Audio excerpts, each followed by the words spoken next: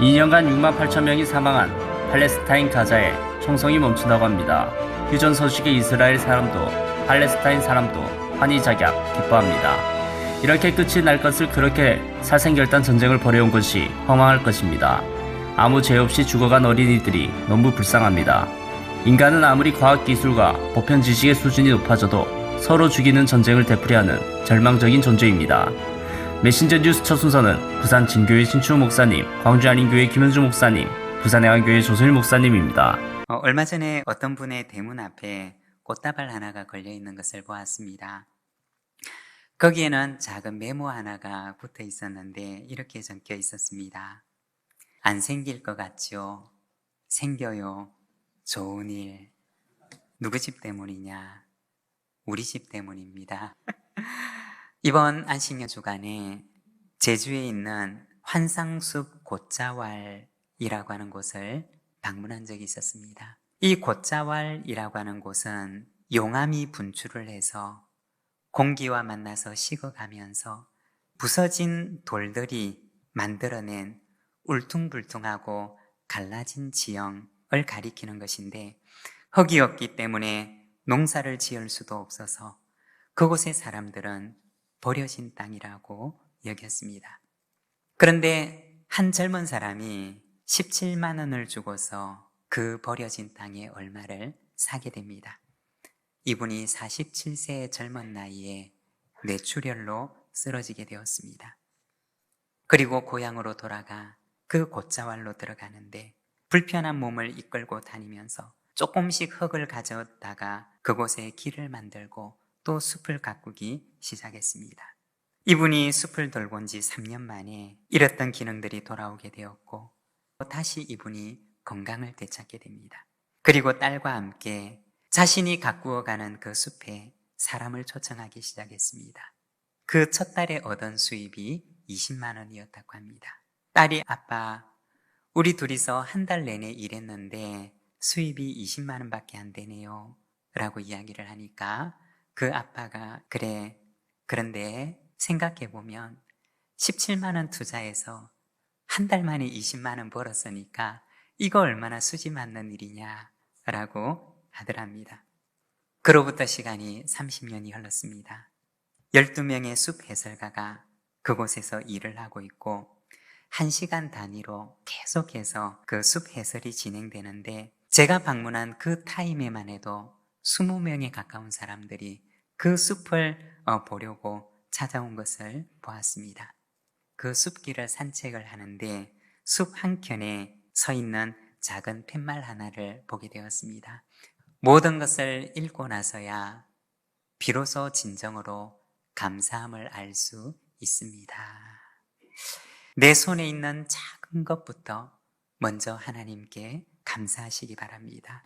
그리고 감사함으로 그 버려진 땅을 일구면 언젠가는 그곳이 환상의 숲으로 바뀌게 되는 역사를 우리에게 허락해 주실 줄로 믿습니다. 제가 청년 시절에 서울에서 직장 생활을 한 3년 했는데요.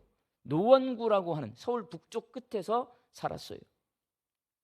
바로 근처에 어린이 사역의 진심인 그런 교회가 있었어요. 이름이 꽃동산 교회예요. 조립식 건물이에요.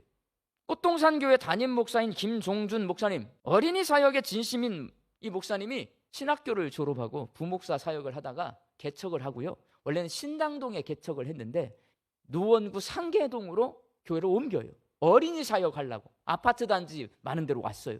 사채를 빌립니다.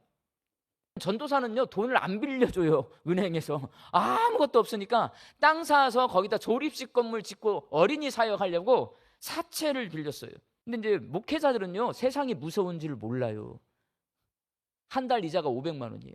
개척 설립 예배를 드렸는데 3개월 만에 손들었어. 사채빚을 못 갚아요. 누가 와요? 근데 문신하고 막 이렇게 우락부락한 사람들 찾아오는 거예요. 하나님, 저 개척 못 하겠어요. 무서워. 근데 그 동네 아이들한테 미안한 거예요. 그래서 마지막으로 아이들을 사랑하는 마음으로 아이들에게 잔치나 벌여줘야 되겠다라고 하나님 앞에 이렇게 기도합니다. 하나님, 저에게는 어린이 전도 달란트가 있어요. 그래서 여름 성경학교를 하려고 합니다. 마지막으로 어린이들에게 멋진 잔치를 벌여주고 이곳을 떠나겠습니다.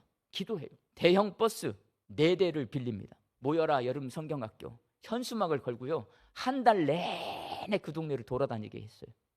그 여름 성경학교에 1000명의 어린이가 몰려왔습니다. 1000명. 부모님들하고 같이 와서 성경 퀴즈대회, 동화 구연대회, 율동대회 함께 하자. 애기들이 자기 엄마 아빠 데리고 왔어요. 애기들은 1000명, 부모님은 1500명.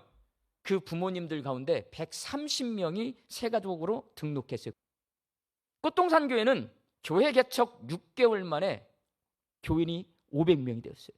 애기들은 1000명이 모이는 교회가 되었어요. 그 동네에서 저는 신앙생활을 했습니다.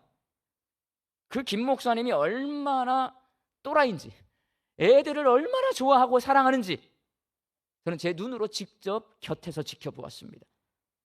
그리고 김 목사님의 사랑이 아이들에게로, 그리고 그 아이들에게서 부모들에게로 흘러가는 것을 제 눈으로 목격했습니다.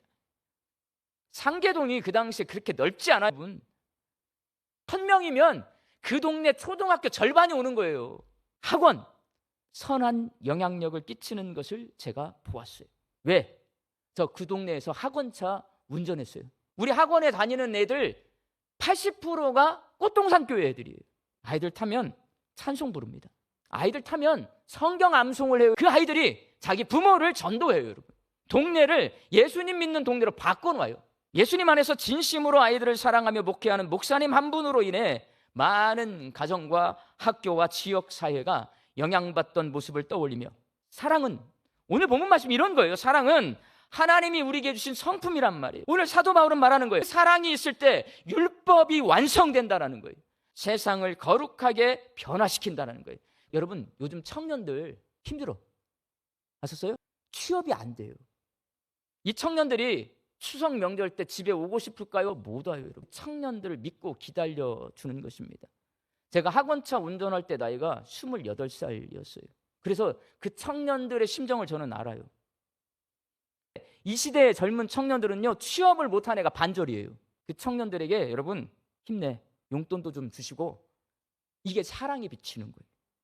가족들에게 피차간 용기를 주고 사랑의 빛을 서로 지실 수 있기를 바랍니다. 이는 우리로 자기를 의지하지 말고 오직 죽은 자를 다시 살리시는 하나님만 의지하게 하심이라. 바울에게 고난이라고 하는 건 망치와 같은 거예요. 망치가 못을 탁 치면 그 못이 벽으로 쭉 들어가잖아요.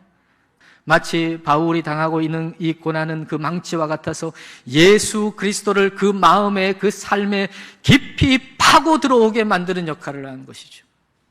그 고통이 그리스도를 더 사랑하게 만든 거예요.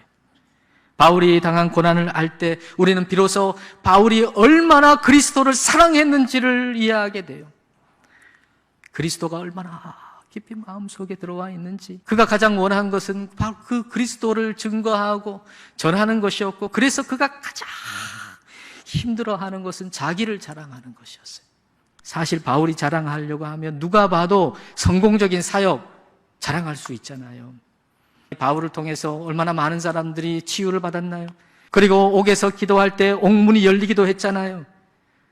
그리고 유두고라고 하는 사람 3층에서 떨어졌는데 죽었는데 바울을 통해서 그 사람이 살아났잖아요.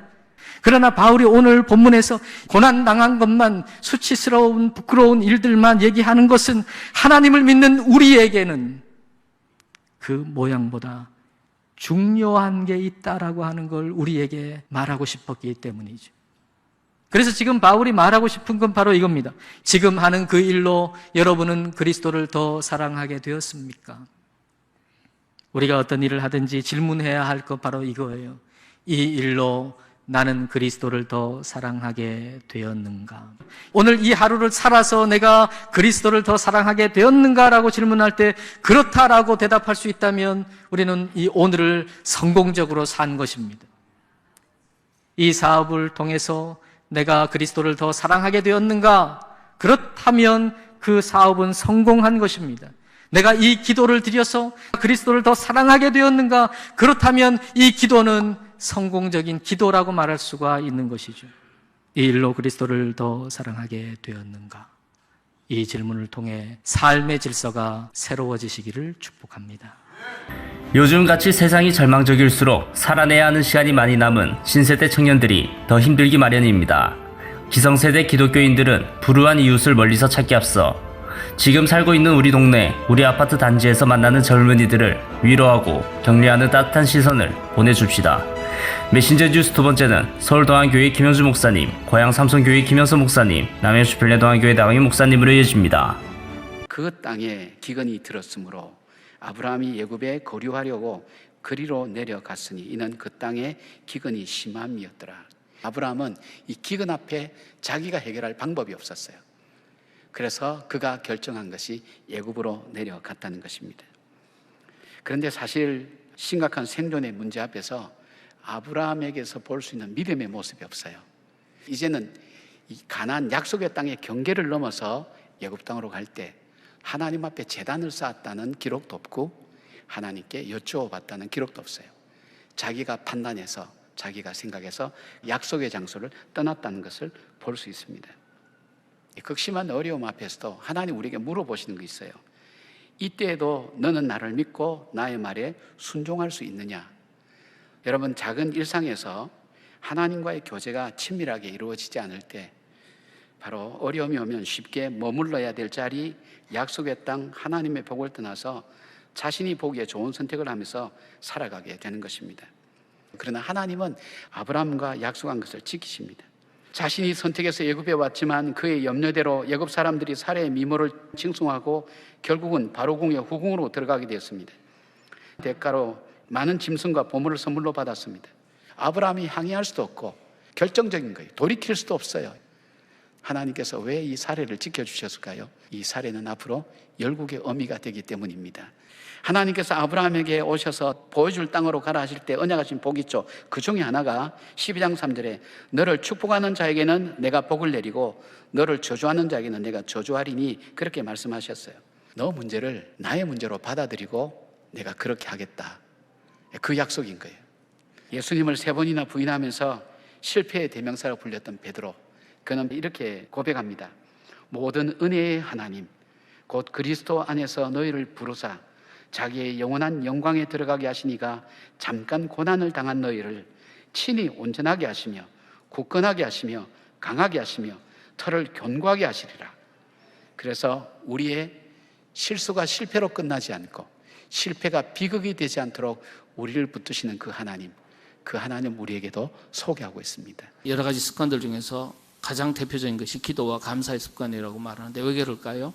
이건 예수님의 습관에서 가장 두드러지게 나타난 습관이자 곧 우리가 가장 먼저 예수님에게서 배워야 될 습관이기 때문에 그렇습니다.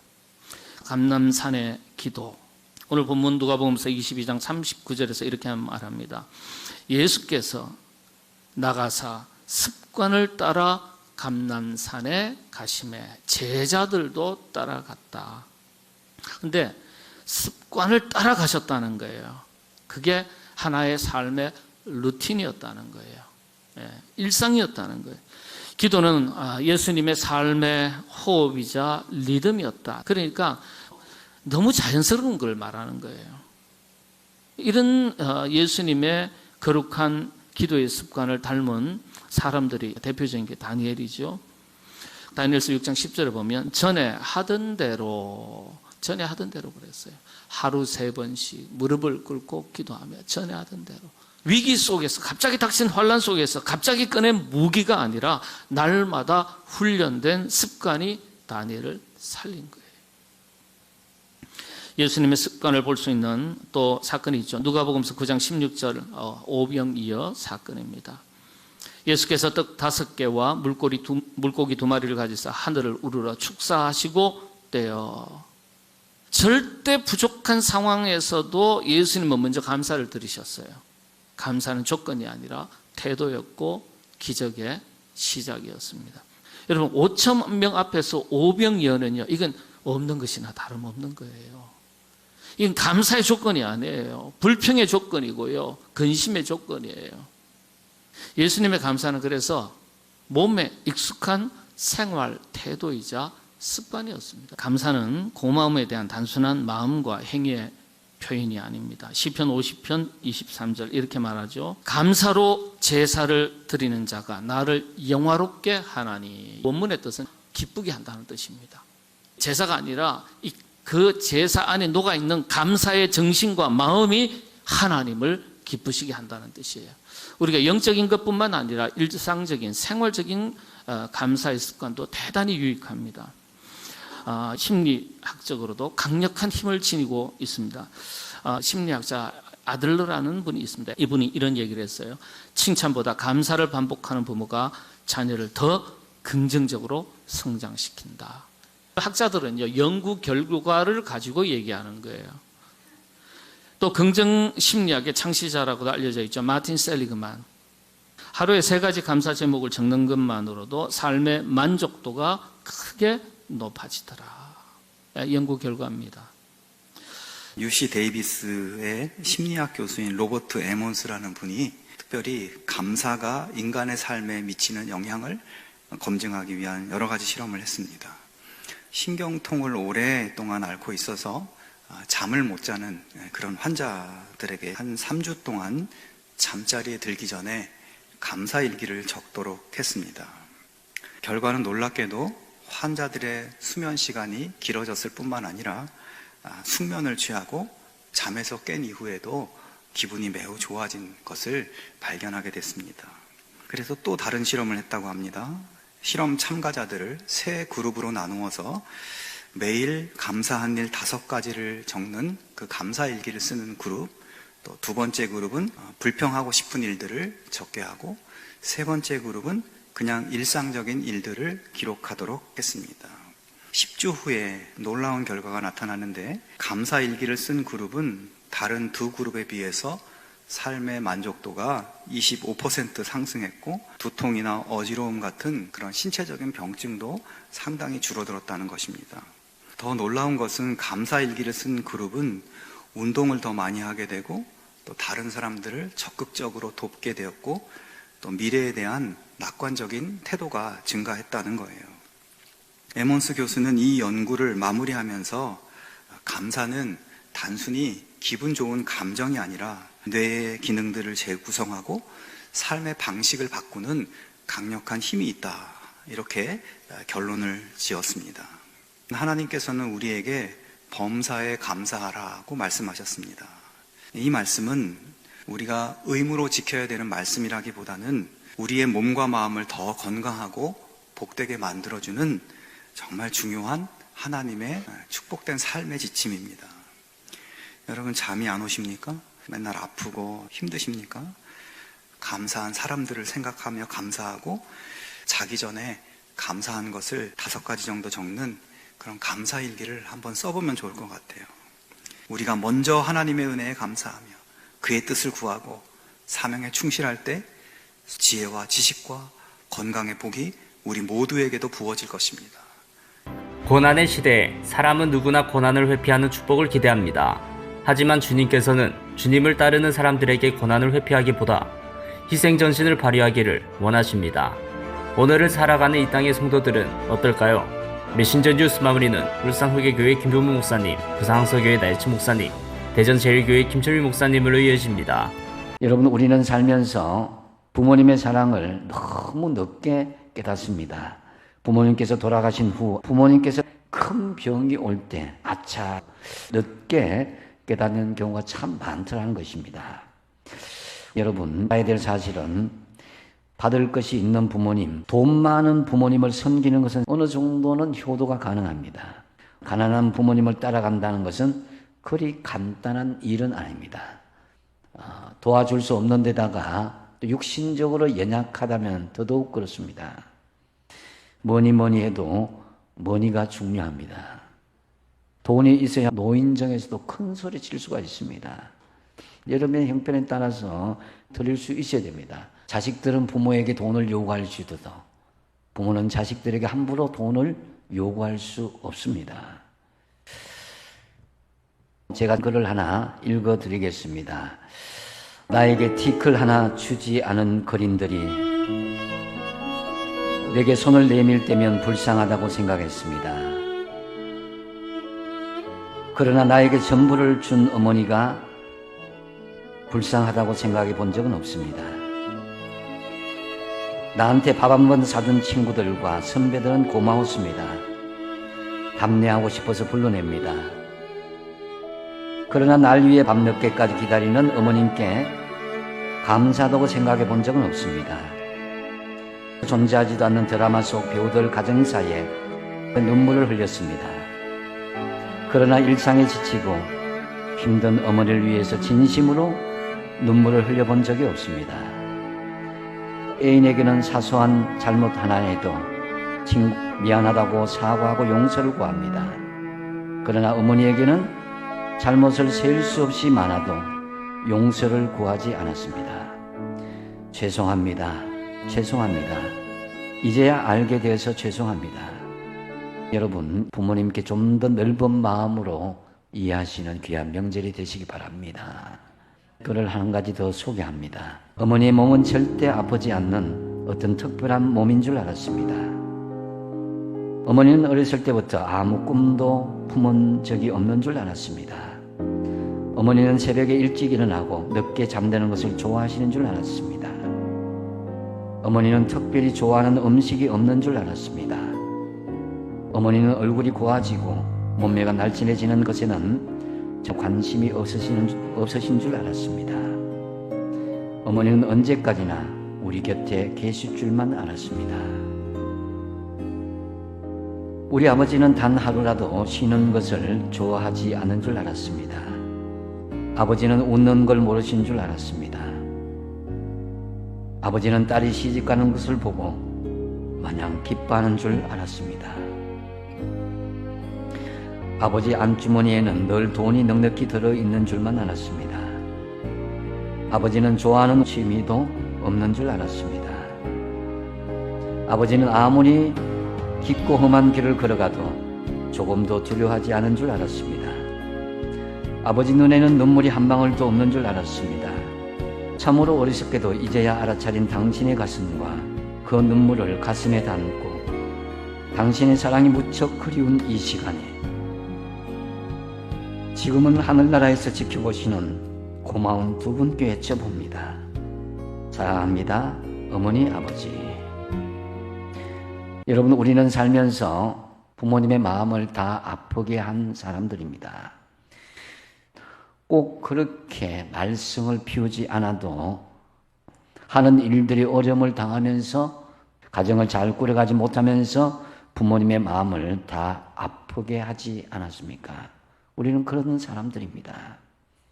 애통하는 자는 복이 있나니 그들이 위로를 받을 것이며, 눈물을 흘리는 자가 복이 있다는 말씀입니다. 초대교회 교부 가운데 황금의 입이라고 불리는 크리소스톰이라는 교부가 있어요. 이분이 남긴 유명한 말이 있어요. 눈물은 죄를 닦아내는 수건과도 같다. 우리가 하나님 앞에서 회개하며 애통해하며 흘리는 그 눈물을 내 안에 추하고 냄새나는 그 모든 죄를 씻어내고 닦아내는 수건과도 같다는 것입니다. 또 이런 말도 했어요. 죄의 불꽃이 아무리 강렬해도 눈물 앞에서는 맥을 못 춘다. 죄의 불꽃이 아무리 강렬하게 뜨겁게 타올라도 그 불을 끌 수 있는 것은 눈물밖에 없다는 거예요. 예수를 믿고 나면 많아지는 게 있어요. 그게 바로 눈물입니다. 하나님 앞에 기도를 하다가도 나의 어리석음과 나의 미련함과 나의 부족함과 나의 죄된 모습을 바라보며 자신도 모르게 눈물을 흘리게 된다는 것입니다. 또한 하나님의 말씀을 묵상하다가도 나 자신의 아둔함이 보이고 나의 무지와 나의 거룩하지 못한 그러한 모습을 바라보면서 뜨거운 눈물을 쏟아내게 된다는 것입니다. 이것이 바로 오늘 본문에서 말씀하는 애통함입니다. 여러분, 우리가 세상 가운데서 이루 감당할 수 없는 많은 죄를 짓고 살아갑니다. 그 죄 가운데서 우리는 죽을 수밖에 없는 죄인된 존재들이에요. 그런데 그러한 죄의 모습을 바라보며 하나님 앞에서 회개하고 철저하게 애통할 때 우리 주님께서 어떻게 하신다고요? 곁으로 불러주십니다. 이 파라칼레오, 위로라는 말, 이 말과 같은 단어가 파라클레토스, 성령님이에요. 성령님이 나와 함께 하시고 나를 위로하시고 나를 품어주시는 줄 믿습니다. 성공하는 사람들이 하지 않는 게 세 가지가 있답니다. 첫 번째는 변명하지 않는다. 실패했을 때 환경 탓, 운 탓 하지 않는다. 도리어 무엇을 놓쳤나 학습의 기회로 삼고 그것을 통해서 놓쳤던 것을 만회하는 그런 좋은 기회로 삼을 줄 안다. 두 번째는 절대 완벽을 기다리지 않는다는 거죠. 그러니까 빨리 결단하고 빨리 움직인다는 거예요. 세 번째는 절대 모든 사람을 만족시키려고 하지 않는답니다. 인재들 이렇게 뽑아가지고 회사에 소개시켜주고 하는 그런 헤드헌터가 왜 자꾸 명문대 하나 하고 이렇게 생각을 해보니까 뭐 명문대가 아니더라도 명문대와 같은 결과를 일구어내는 친구들이 있더라는 거예요. 뭐가 공통점일까 하고 생각해 보니까 이 사람들이 하기 싫은 걸 해냈다는 거 아닙니까? 이 사람은 막 명문대 간판도 없고 그렇지만은 그런 하기 싫은 일, 번거로운 일들, 남들이 외면하고 회피하는 일들, 그런 것들을 억지로라도 해낸 것을 보니 이 사람 쓰면 되겠구나 인정이 된대요. 우리 인생이 늘 대비 잘하고 준비 잘하고 뭐 이러는 거 참 좋은 일이에요. 그러나 그것 이전에 하나님께서 그런 방비와 대책이 되어주시는 생을 산다는 것은 얼마나 감사한 일이에요. 사람들이 가는 그 길을 다 가는 거 여호사밧도 어렵지 않은 거예요. 근데 그 가운데서 내가 그 길을 새롭게 열어봐야지. 힘들지만 그럼에도 불구하고 나는 그 길을 걸어야지. 마음먹은 여호사밧에게 하나님은 여호사밧만이 아니라 그 나라만이 아니라 다른 외부에 있는 모든 환경들, 대적의 무리들까지도 다 굴복하게 만드는 그런 은혜를 주신 것 아닙니까? 오늘 우리도 그렇게 기도해야 되지 않겠어요? 하나님, 여호사밧의 열매만 보는 것이 아니라 그의 과정도 보게 해주세요. 그가 그 과정 속에서 그 한 방향을 위해서 그가 얼마나 노력했을까 했었을까. 그것도 좀 보게 해주세요. 나도 좀 그렇게 살게 해주세요. 우리 같이 한번 하나님 앞에 우리 그렇게 기도하면서 말씀의 시간을 마치기를 바랍니다. 아우 목사님들의 말씀 전체를 들으실 수 있도록 전부 링크해 두었습니다. 아직 메신저 뉴스 구독을 누르지 않은 시청자님이 계시면 지금 구독과 좋아요, 알림 설정 같이 부탁드립니다. 다음 주까지 안녕히 계십시오. 메신저 뉴스 김성욱입니다.